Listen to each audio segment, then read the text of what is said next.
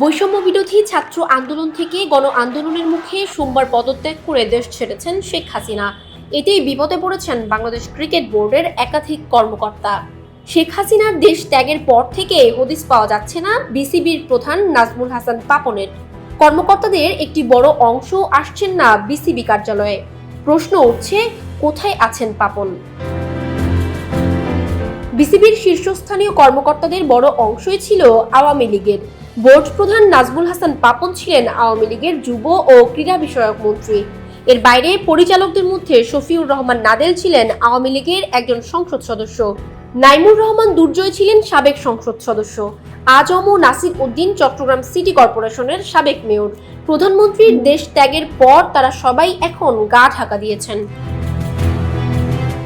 আওয়ামী লীগের অনেক নেতাকর্মীর বাসায় আগুন দেওয়া হয়েছে।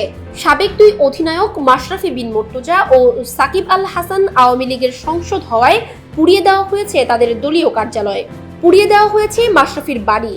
আগুন দেওয়া হয়েছে পাপনের নির্বাচনী এলাকায় তার ভৈরবের বাড়িতেও। যদিও নাজমুল হাসান পাপন সেই সময় ভৈরবে ছিলেন না।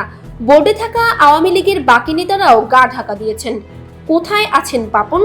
বিসিবির কেউ কেউ বলছেন পাপন দেশ ছেড়েছেন, আবার কারো কারো দাবি তিনি দেশেই আছেন, তবে নিরাপত্তার জন্য আপাতত গা ঢাকা দিয়েছেন পাপন।